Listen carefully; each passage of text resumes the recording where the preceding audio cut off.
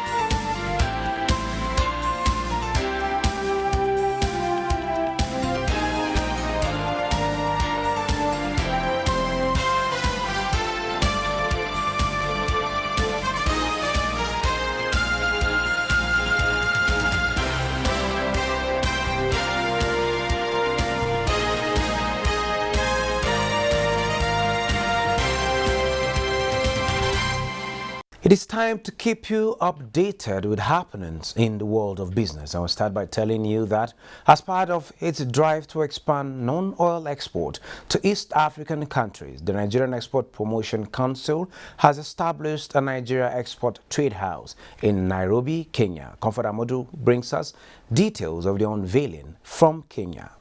Talking business, sharing ideas, and advance ways to strengthen trade between Nigeria and Kenya and the regional economic bloc. These business tycoons and diplomats are excited about the renewed partnership and prospects of elevated bilateral relations between Nigeria and Kenya, especially with the presence of the Nigerian Export Trade House now domiciled in Nairobi, Kenya, established by the Nigerian Export Promotion Council. You know, in West Africa, we all know that you have the best shea butter. Yeah, the commodity, in terms of commodities, why aren't we actually getting shea butter here in East Africa? We're actually getting from Uganda or South Sudan. Those are the things which we feel we can actually benefit from this, endeavor we've actually just established with the Export Trade House. We're making plans with this Export Trade House that we just commissioned. We are making plans to see how we can ship that product down to Kenya. The basic products of textiles, pharmaceuticals. Of course, you've got a great oil and gas sector, so we can look at those kind of things where you have been very strong and we are coming up as well.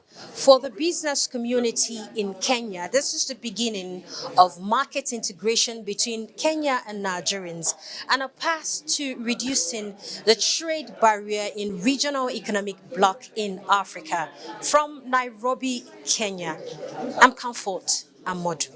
Thank you, Comfort. And moving on, oil prices dipped on Wednesday ahead of a meeting of OPEC Plus producers, at which producers are expected to keep output steady with spare capacity limited, and against the backdrop of fears that a slowdown in global growth will hit fuel demand. CNBC reports that Brent crude futures were down 0.8% at $99.73 a barrel. West Texas Intermediate crude futures fell 0.8% to $93.69 a barrel. Joining me to talk more on development in the oil and gas space is an oil and gas expert, Odiano Sen Masade.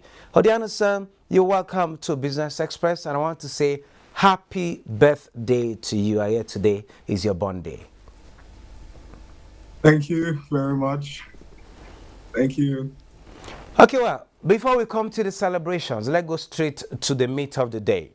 The meeting of OPEC and its allies is actually today. Already Brent crude is sold at $99.73 a barrel. What should be expected? What should we expect Nigeria, Africa, and the entire world at this particular point in time?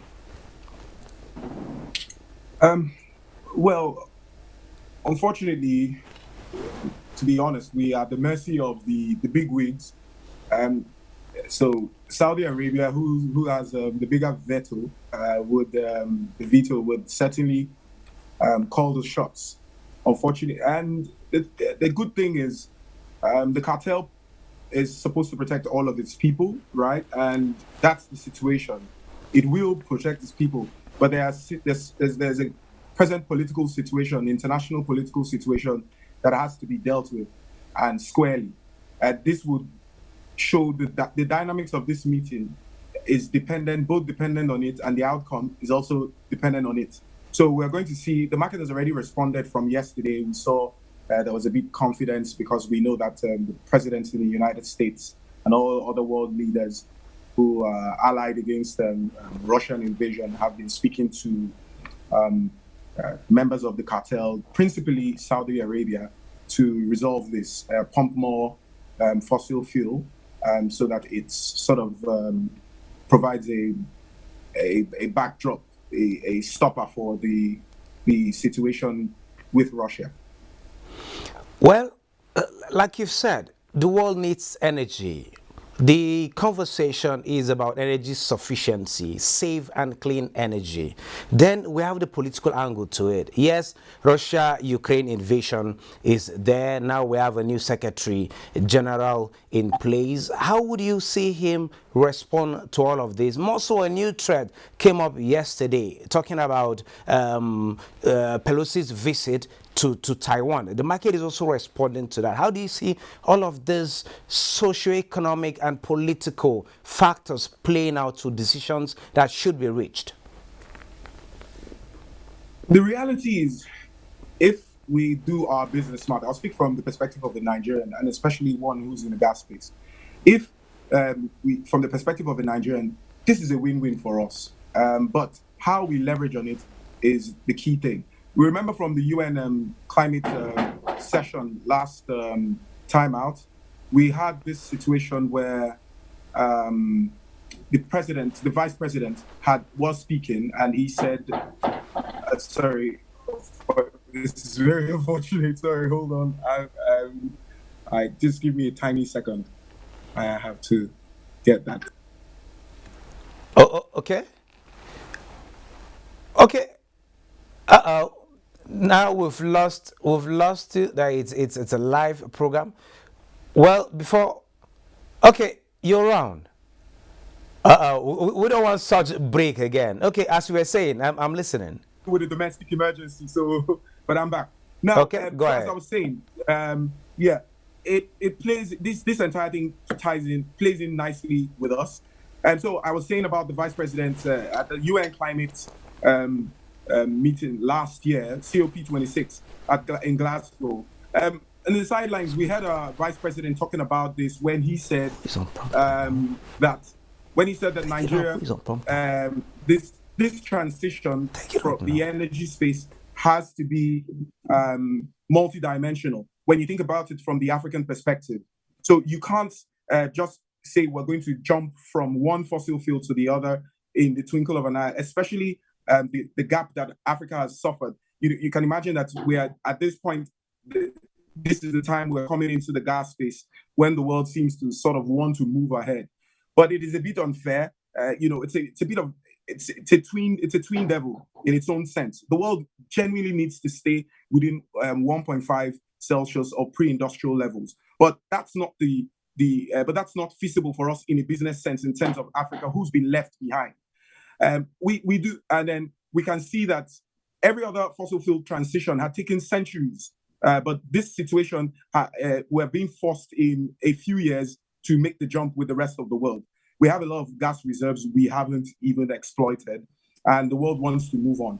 And the truth of the matter, if I use that word, that phrase, is that it's a bit unfair because when you think about it, what these global emissions, the developed world still uses about 30% of their energy supply comes from coal. And if it does particularly China.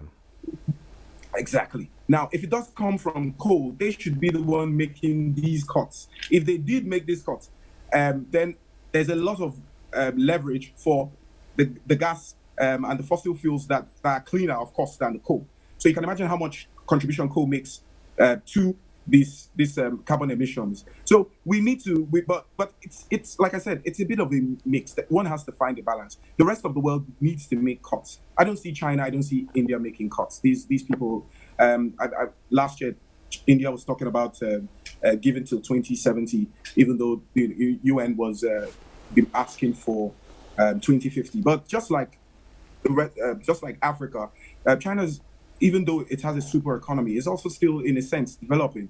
So it needs all of its resources so that it can channel it properly for its people. And the thing about the world is, we're not, unfortunately, as united as we should be as a human race. And then governments operate in the interest of their own citizens. They're not the global. If the rest of the world carried us in its revolutions, industrial revolutions, as it were, there wouldn't be this challenge we're having now. But then there's Okay, also the can death we? of the energy crisis that we have. Okay, Mr. Yeah. Amasade, still talking about the Nigerian experience. What do you make of the transition of the NNPC Limited to a company in terms of harnessing our potential in particularly oil and gas?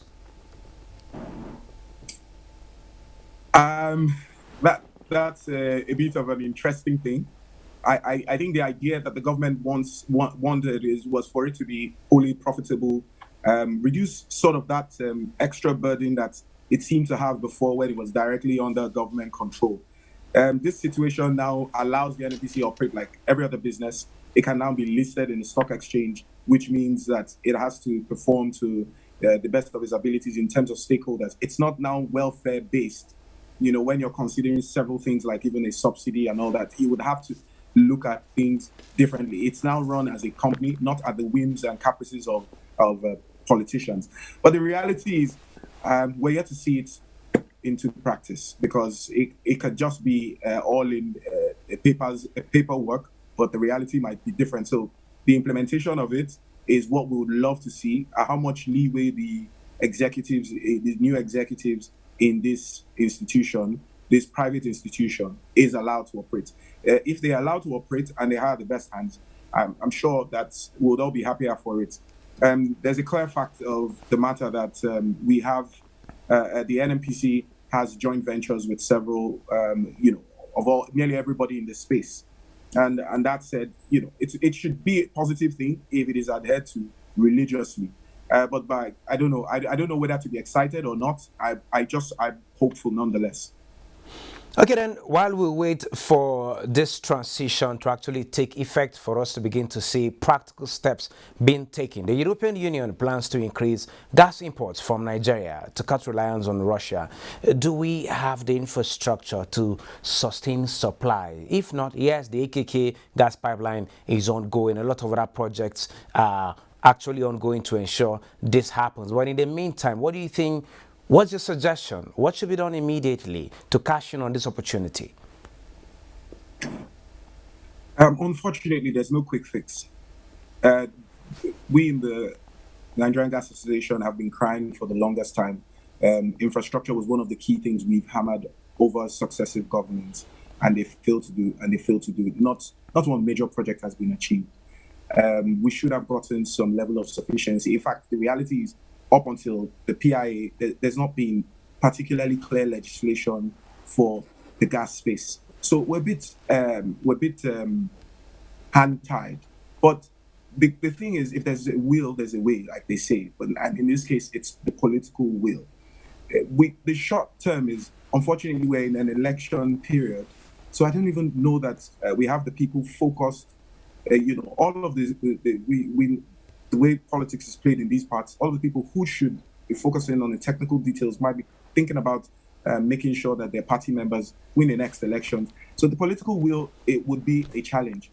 The short term, we're looking at the gas pipeline, which should go from here to Algeria. But then there are already other existential issues, like, as it were, we're challenged by security, and people, there's a death of investors. So even though the European Union is considering it, they would still be wondering how to invest, because your ease of doing business, the clarity, you already have the multinationals who are here divesting, and the only place they choose to operate, no surprise, is in the deep offshore, because in the shallow areas, they're bedeviled by the security challenges, third-party interferences, and all whatnot. So it would require there should be a clear, succinct plan from the government. We should work with stakeholders, and there should be a technical aspect of it. Corporate finance people have to determine the details, but there has to be political will, because all of these ingredients have to come together to put together how quick, what are the short-term gains. If we do a quick feasibility and decide that we want to have several new, apart from the NLNG projects, several others, all of the sub-energy LNG projects that we've let go, we didn't allow to blossom, or we didn't invest in Nigeria in the past, which we should have, because as it were, it's only NLNG that you would look to. So if you're thinking about that, then you'll be wanting to invest in those other NLNG projects, and then you would want to find the right, like I said, security structure for it. Because what happens is everyone's literally suffering. The investors are shy because everybody has to invest extra in security, which is already supposed to be provided. But then, that's not the case by the government. Anyway, it's supposed to be provided by the government, but it's not the situation. So it's not doom and gloom, but there has to be political will. The Vice President's office, which was originally tasked with these parts, especially the gas, have done some good work, but there has to be a clear support from the main man himself, because we have a very powerful president in the sense of the constitutional powers he has. And we really have to have clarity of purpose, because the potential investors will be looking and considering if they should invest in this venture, why they should, when the other multinationals are already trying to lead. So we need to be quick thinking would solve all of this. We have to decide, tell them clear contracts. This is what you should do. And there's another angle, because security is a big challenge, and because it is political. Yes, like you've mentioned, security is a challenge. The infrastructure needs to be stepped up, and I see efforts in that direction. But like you said, it's not just a one-way thing. It's a partnership, public-private sector partnership, to get those potentials well harnessed and opportunities cashed in. Thank you so very much, Mr. Masade, for sharing your thoughts with us at this particular point in time. Thank you. Well, moving on, the federal government has disbursed the sum of 66 billion naira to more than 1.2 million beneficiaries across the country under the MSME Survival Fund. Minister of State Industry, Trade and Investment, Mariam Katagum, disclosed this during a town hall meeting in Abuja. The report. Cash is responsible for these smiles, and the testimonies are evident to the fact that government delivered on promises made. We really benefit and we really appreciate the money we got to help our staff in the long run to cushion the effect of our inability to meet up some certain payment of their salary. But like Oliver Twist, they want more. Our members are more than 6 million registered under NISAS now. And like a caring parent, more money, capacity building, and access to market is coming the way of macro, small, and medium enterprise business owners across the country. To date, the fund has disbursed the sum of 66 billion and 20,000 directly to 1,258,183 beneficiaries, including those registered by the CAC. And I think the icing on the cake is all these 1.2 million beneficiaries, we can track them. The town hall meeting highlighted the scheme's achievements in the payroll support scheme, artisan and transport scheme, formalization support scheme, general MSME grant scheme, and the guaranteed take-off scheme around the country. The small and medium scale enterprises has signed a memorandum of understanding with its partners towards ensuring that more MSMEs are given access to training and empowerment programs through the academy. You have market, or is it that your product is not good enough? So some of these gaps we will also be filling. In fact, we are going to put more emphasis than having classroom training. So it's even good when they learn through SAFITA digitally, then we now go to them, we visit them, we make sure that we prompt them. I believe that in very little time, we'll be seeing the dividends of this kind of partnership. Now let's take a trip to the commodities market.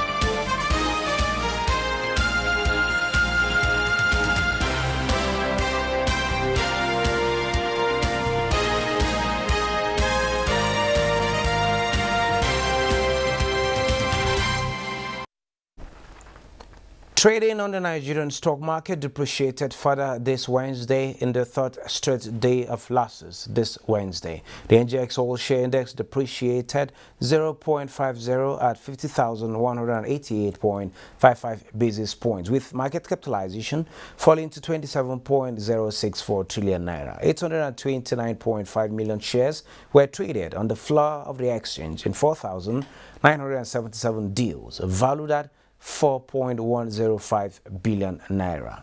Intelligence Transnational Corporation and Guaranty Trust Company led activities in terms of volume.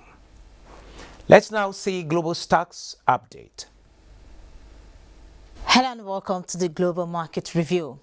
Now, Asian market mostly rose, but mainland China indices gave up early gains and turned negative Wednesday as geopolitical tensions between the U.S. and China intensified over U.S. House Speaker Nancy Pelosi's visit to Taiwan. The Shanghai Composite was 0.71% lower at 3,163.67, while the Hang Seng Index topped 0.40% at 19,767.09, and the Nikkei also added 0.53% across 27,741.90. European stocks were mixed on Wednesday, continuing the cautious regional trend this week. The mixed trade for European stocks came after markets pulled back slightly on Tuesday, tracking risk-off sentiment globally as investors assess whether last month's rally has further to run. FTSE was 0.03% high, CAC 40 0.25%, and DAX also topped 0.26%.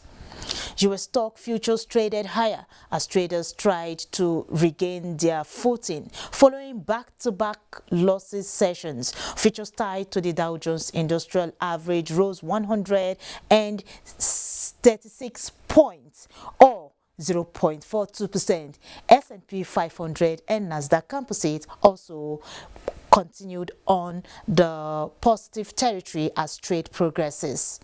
Now, it's a massive decline on the African markets as most stocks shed all previous gains, which dampened investor sentiment, pushing the market down to a negative close. That's the Global Market Review. I am Bosede Abel. Thank you, Bosede. Let's now see how the Naira is changing for other currencies at the central bank official rate.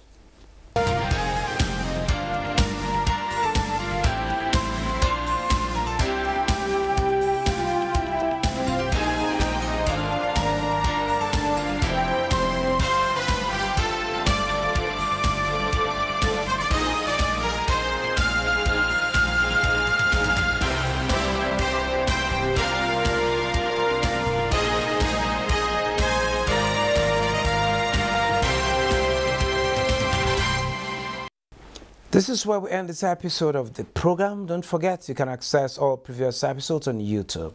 Do join us again on Thursday at 9:30 a.m. for another episode. I am Benny Adams saying, have a good day.